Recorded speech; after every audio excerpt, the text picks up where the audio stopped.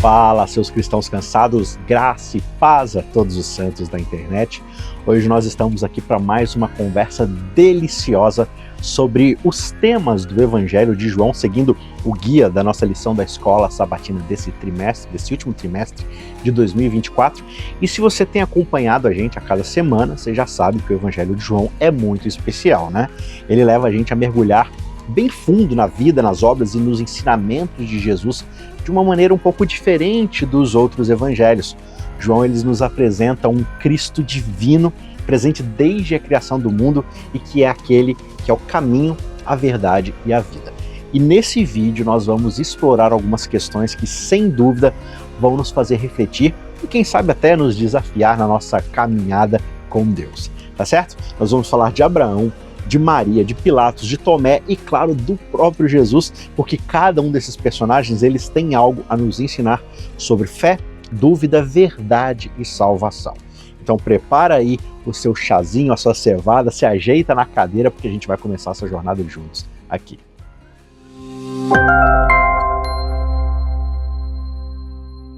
Antes da gente cair de cabeça nesse conteúdo, eu quero lembrar você que ainda não é inscrito no nosso canal, que faça isso agora mesmo, não perca tempo, porque aqui a gente estuda a Bíblia de uma maneira comprometida. Todos os sábados nós temos a lição da escola sabatina, todas as sextas-feiras, na parte da noite, nós temos o nosso curso de teologia bíblica, o concurso A História de Deus, e quando esse curso acabar nós temos novos conteúdos para serem postados também. E eu tô querendo aqui dar um jeito de talvez ano que vem, né, vai ser uma tentativa, ressuscitar o Chronicast aos domingos à noite, certo? Onde eu trago ali sermões, reflexões sobre o conteúdo bíblico, através de séries que a gente vai fazer. E eu quero fazer uma tentativa, não sei se vai dar certo, mas eu quero tentar, de fazer um clube do livro. Não exatamente um clube do livro, mas eu quero trazer aqui todas as quartas-feiras um capítulo de algum livro de teologia cristã, adventista, para a gente discutir juntos e apresentar para vocês num formato mais didático, para poder, né, sintetizar conteúdo de livros que muitas vezes a gente não lê, a gente não conhece. Então eu quero fazer uma tentativa, não sei se vai prosperar, não sei se vai dar muito certo, mas eu quero fazer essa tentativa a partir do ano que vem, às quartas-feiras. Então serão 4 vídeos por semana, se tudo der certo, não sei por quanto tempo, mas vamos ver isso aí quando chegar a hora, tá certo? E para você não perder nada disso, se inscreve aqui, não deixe de participar aqui dessa comunidade de estudo da Palavra de Deus, tá certo? E claro, não se esqueça de deixar o seu joinha para fortalecer o nosso trabalho aqui. Agora, primeiro vamos falar um pouco aqui sobre Abraão. Mas espera aí, a gente não está falando de João, de Jesus no Evangelho de João, o que Abraão tem a ver? Abraão tem a ver porque lá em João capítulo 8, versos 56 a 58, Jesus ele diz algo para os líderes religiosos que deixa eles naquela época ali completamente confusos. Jesus fala algo que deixa eles bastante perturbados e até bravos. Ele diz, Abraão, que é o pai de vocês, né, porque Abraão era o patriarca da nação de Israel, Abraão ele exultou por ver o meu dia. Ele viu o meu dia e se alegrou. Aí aquele pessoal ficou maluco. Você está falando de Abraão, que é talvez a pessoa mais exaltada na nossa nação, e você está dizendo o quê? Como assim? Você não tem nem 50 anos, você é um rapaz jovem, e você está dizendo que viu Abraão. Abraão está há milênios na história de Israel atrás. E é aí que Jesus manda uma bomba para o meio desses religiosos. Ele diz assim, olha, muito antes de Abraão sequer existir, eu sou. Pum! Direto na cara. E eles ficam furiosos com essa declaração de Jesus. E você sabe por quê? Por que essa declaração é tão importante e tão impactante no meio daqueles líderes religiosos? Para a gente entender esse conceito, a gente precisa voltar lá em Gênesis, capítulo 12, verso 3, porque lá Deus ele fez uma promessa a Abraão. Ele encontra Abraão um certo dia e ele diz, olha, Abraão, a partir de você serão benditas, abençoadas, restauradas todas as famílias, todas as nações da terra. E Abraão, através da sua fé, ele viu o cumprimento dessa promessa em Jesus, mesmo que de uma forma profética. Ele percebe que Jesus seria parte da sua descendência e Jesus iria redimir todas as famílias da terra, cumprir a promessa que Deus havia feito para Abraão. E Paulo lá em Gálatas, capítulo 3, verso 8, ele vai confirmar essa verdade, porque ele vai dizer que o evangelho foi pregado lá atrás para Abraão, ou seja, Abraão ele entendeu mesmo que de uma forma incompleta, limitada para a sua época, mas ele compreendeu que o plano de Deus para abençoar todas as nações passaria pelo Messias, e o Messias, claro, viria da descendência da família do povo de Abraão. E é justamente isso que Jesus está dizendo aqui em João 8. Ele está dizendo que ele é o cumprimento dessa profecia, dessa promessa. Então ele diz, eu sou. Jesus é o eu sou. E essa expressão aqui, eu sou, ela deixa ali os líderes religiosos malucos com Jesus, porque Jesus está fazendo uma referência aqui ao mesmo Deus que se revelou a Moisés lá na sarça ardente, o Deus eterno que já existia antes de Abraão. Né? Você lembra que Deus aparece para Moisés e Moisés fala assim, mas como é que eu devo te chamar? Como é que o povo deve te chamar? E ele fala assim, eu sou. Então Jesus ele se coloca como o cumprimento da promessa a Abraão, e ele se coloca como aquela mesma entidade divina, poderosa, suprema, soberana, que é o grande eu sou. Não só Jesus é o cumprimento da promessa, como ele é o próprio Deus. Agora, por que Abraão ele é tão importante na discussão aqui sobre fé, sobre salvação?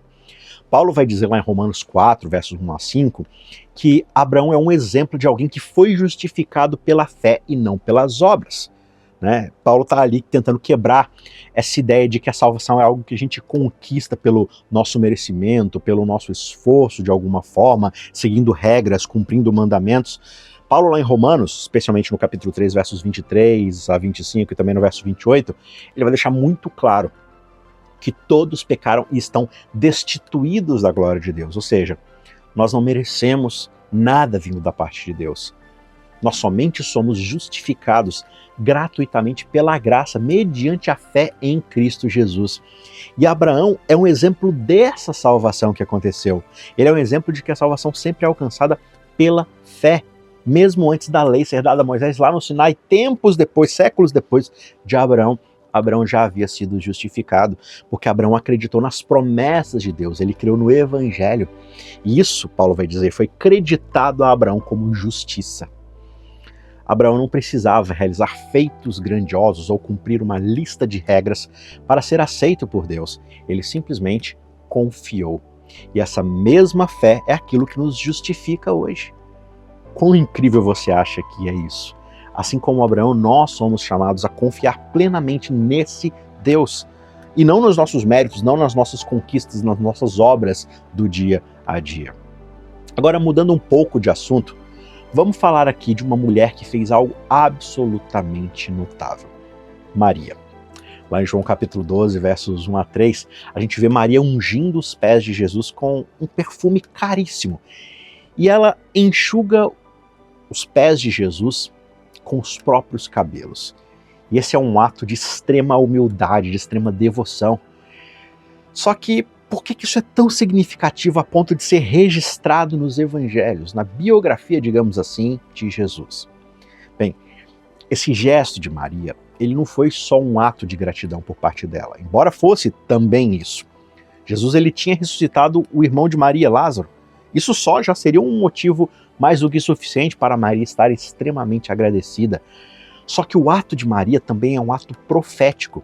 Quando ela unge Jesus com aquele perfume, ela estava, sem saber, preparando Jesus para a sua própria morte, para o seu sepultamento. Porque naquela época, ungir um corpo de alguém era já uma preparação muito comum para o sepultamento. Você não fazia isso com pessoas vivas, você fazia isso com pessoas mortas. Só que o ato de Maria ali, ao fazer isso com o próprio Jesus, aponta justamente para o sacrifício que ele já estava prestes a fazer lá na cruz. E com esse gesto, Maria testemunhou para todos que estavam ali quem Jesus realmente era, o próprio Messias, o Salvador, aquele que estava prestes a entregar a sua vida por cada um de nós. E além disso, uma coisa bastante interessante quando a gente estuda a respeito desse ato de Maria, é que o valor daquele perfume que ela tinha utilizado simbolizava o quanto Jesus era digno de ser adorado e reverenciado. Era algo caríssimo para uma pessoa comum. Era assim um perfume para milionários, para pessoas riquíssimas. Porque custava, sabe quanto? Custava o trabalho de um ano inteiro. Imagina você ficar sem comer, sem pagar aluguel, sem pagar nenhuma conta, juntar todo o dinheiro de um ano de trabalho, ir lá e comprar um perfume. Só que Maria não se importou com nada disso, ela não se importou com o custo desse material e ela também não se importou com as opiniões de outras pessoas, como o apóstolo Judas, que critica Maria pelo desperdício de dinheiro. Para Maria, Jesus valia muito mais do que qualquer tesouro terreno, muito mais do que um ano de trabalho. Ela queria dar a sua vida se fosse possível, porque a vida dela pertencia ao Mestre. E isso levanta a pergunta, e quanto a nós? Será que a gente tem essa mesma disposição de entregar a Jesus o nosso melhor, a nossa vida, sem reservas? Agora, vamos passar para um outro personagem aqui, que é o personagem Pilatos. Eu estou falando do governador romano, que teve um papel decisivo aqui no julgamento e na condenação de Jesus. Jesus pergunta para Pilatos, após essa série de indagações, o seguinte: Pilatos, o que é a verdade? Ele faz isso lá no capítulo 18, verso 38, se você quiser dar uma olhada no contexto dessa conversa.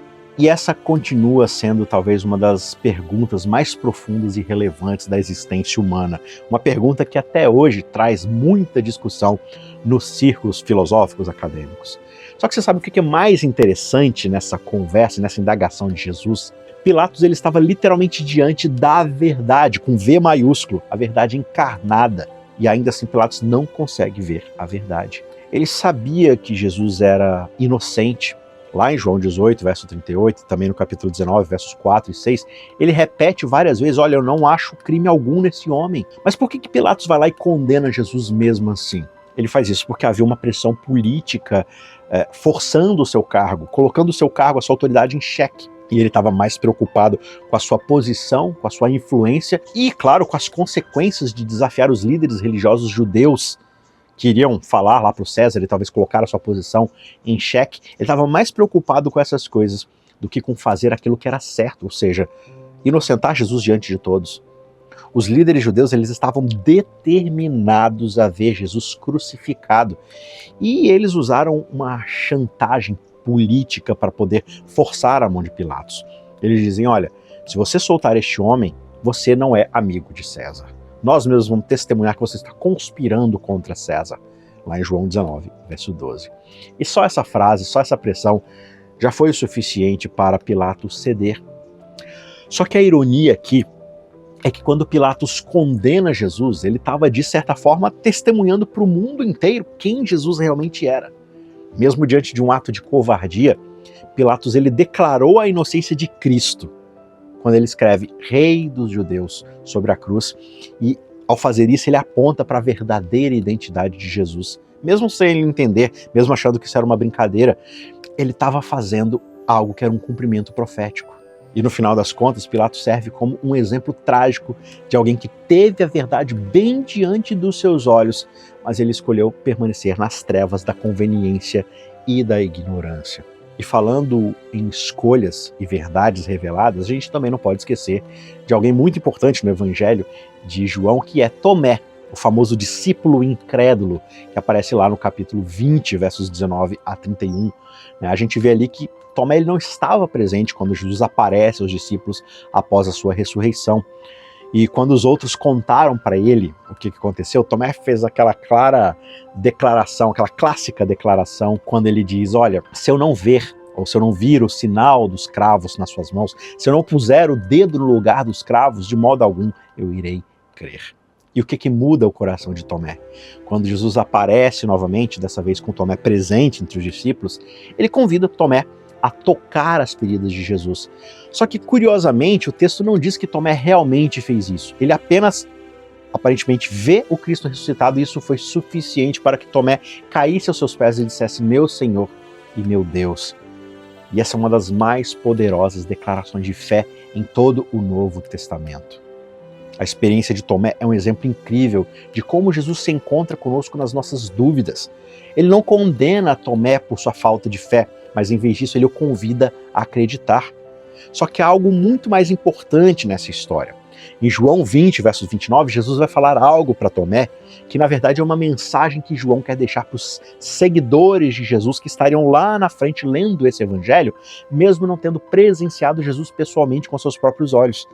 Ele diz, você creu porque você me viu? Bem-aventurado os que não viram e ainda assim creram. Essa é uma mensagem direta, sabe para quem? Para você, para mim. A gente não precisa ver Jesus com nossos próprios olhos para crermos no seu poder salvador. E é isso que significa exatamente a fé. A fé é justamente confiar naquilo que nós não podemos ver fisicamente, mas que nós sabemos ser verdade no nosso coração. Essa história de Tomé, ela nos leva ao propósito central do Evangelho de João, como está escrito lá no capítulo 20, verso 31. Ele diz: tudo isso que eu registrei aqui, os sinais, as falas, as coisas que Jesus fez, falou, realizou, tudo isso foi escrito para que vocês creiam que Ele é o Cristo, o Filho de Deus, e para que, crendo nessa verdade, vocês tenham vida em seu nome. A dúvida de Tomé e a sua eventual declaração de fé nos mostram que mesmo aqueles que hesitam em determinado momento podem ser levados, conduzidos a uma fé profunda e transformadora. Mas também é necessário trabalhar na nossa fé para que nós possamos ter um relacionamento com Deus, mesmo diante das faltas de uma argumentação ou de uma exposição de evidências físicas. A fé precisa transcender esses momentos de dúvida. É por isso que Jesus fala: bem-aventurado aqueles que não precisam ver para crer. Porque é exatamente isso que acontece conosco hoje. Nós não vimos Jesus pessoalmente, mas ainda assim nós podemos crer que aquilo que a palavra de Deus nos revela, como o Evangelho de João, mas todo o restante da Bíblia, é verdade, e é uma verdade salvadora. E por falar em fé transformadora, os autores da lição aqui lembram pra gente que hoje nós temos ainda mais razões para crer em Jesus do que os próprios discípulos tiveram. E pode até parecer estranho, porque eles foram testemunhas visuais, oculares de Jesus, nós não somos. Eles estavam lá com Jesus, eles viram os milagres acontecendo, eles presenciaram a morte e a ressurreição de Jesus. Só que pense comigo por um momento. Nós hoje, na nossa época, temos o benefício de ver a história completa.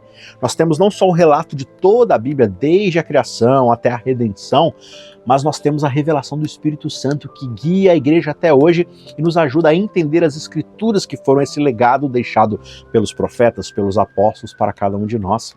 E além disso, nós temos o testemunho de 2000 anos de história cristã. Nós podemos ver como é que Jesus ele transformou a vida de milhões de pessoas ao longo dos séculos desde então. Nós temos evidências arqueológicas, histórias e até científicas que corroboram a verdade da Bíblia. E o mais importante, nós temos o Espírito Santo habitando em nós, nos guiando, confirmando a verdade nos nossos corações. Então, se alguém me perguntasse: Isaac, que diferença Jesus fez na sua vida? Com certeza eu diria que ele fez toda a diferença possível. Ele me deu propósito. Todos os dias ele me dá paz e ele me dá, além de tudo, uma razão para viver. Sem Jesus, eu tenho certeza que minha vida seria uma busca incessante por significado. Provavelmente eu estaria correndo aí pelo mundo, tentando encontrar satisfação nas coisas que esse mundo tem a oferecer.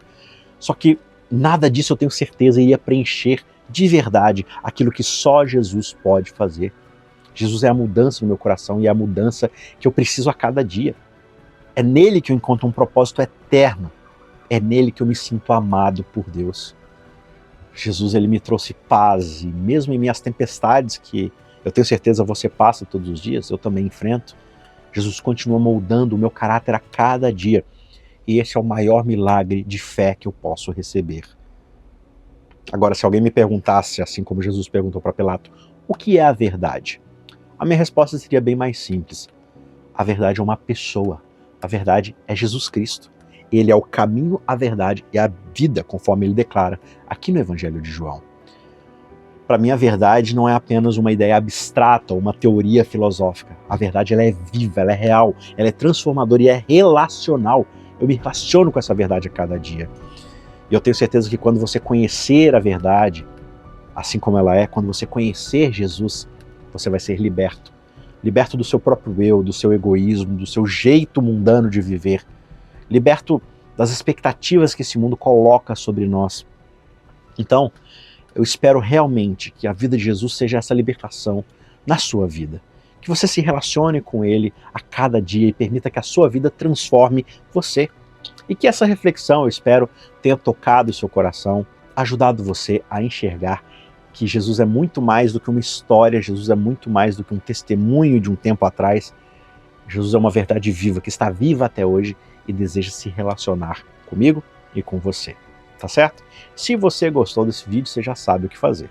Deixa o seu joinha, compartilhe com aquele amigo que está precisando ouvir uma palavra de fé e não se esqueça de se inscrever se você não é inscrito para não perder nenhum dos nossos conteúdos, tá certo? Que Deus abençoe você e a gente se vê na semana que vem para mais uma lição. Até lá, tchau, tchau.